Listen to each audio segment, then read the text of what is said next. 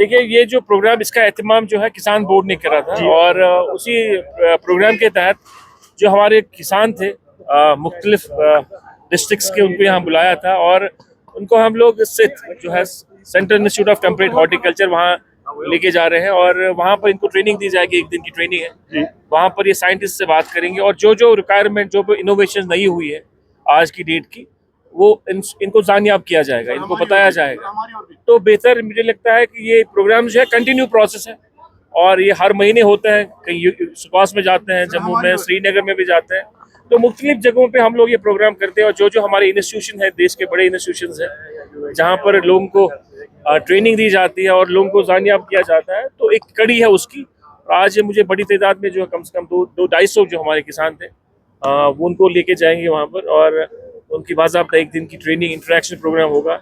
जो जो वहाँ पर हमारी जो नई इनोवेशंस है, जो नई नई चीज़ें हमारी हो रही है, चाहे मैकेनाइजेशन के हवाले, चाहे प्लांट मटेरियल के हवाले से, चाहे और क्या जो एग्रीकल्चर लाइट सेक्टर्स के हवाले से, वो सारी चीज़ों की इनको जानकारी दी जाएगी वहाँ। ये क्रॉप इंश्योरेंस स्कीम जो है, weather based crop insurance scheme जो है एग्रीकल्चर में प्लेस्ड है ऑल द 20 डिस्ट्रिक्ट्स।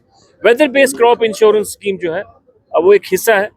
उस हवाले से मैंने पहले भी कहा था और इस साल के फाइनेंशियल ईयर में हमने प्रोविजंस भी रखे हैं। सारी चीजें कंप्लीट हो चुकी थी। लास्ट मोमेंट पे गवर्नमेंट ऑफ इंडिया ने एक कम्युनिकेशन करा है कि हम इस weather based crop insurance scheme को रिवाइज कर रहे हैं पूरे मुल्क। उस हवाले से हमें सारी चीजों को होल्ड करना पड़ा। उसके लिए एक एडवाइजरी कमेटी बनेगी जो ministry of farmers, agriculture farmers welfare, government of India को रिपोर्ट पेश करेगी। उसके बाद वो हमें गो हेड दे देगी। जो ही वो गो हेड हमें दे देगी, कल भी मैं दिल्ली में था, कल भी मेरी बात हुई वहाँ पर, कल भी वहाँ पर हमारी जनरल काउंसिल जो ICAR, उनका 97th का इजलास था जनरल काउंसिल का, उसमें मैं भी था एक एज ए मेंबर।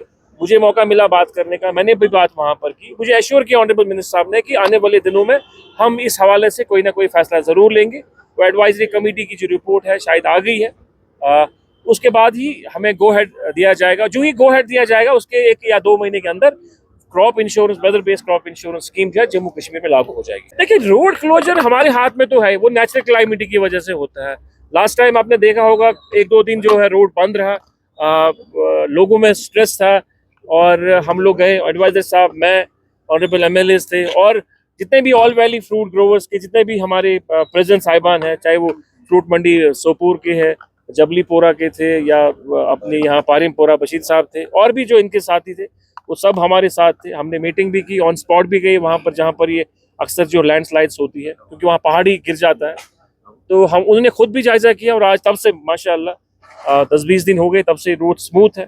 मौसम की थोड़ी सी अनसर्टिनिटी रहती है बीच बीच में, पर रोड ठीक है और जो गाड़ियाँ हैं वो थ्रू हो रही है। उसके लिए बाज़ाब्ता कानून है, जहाँ पर जो हमारी जो फर्टिलाइज ज़मीन है, जहाँ पर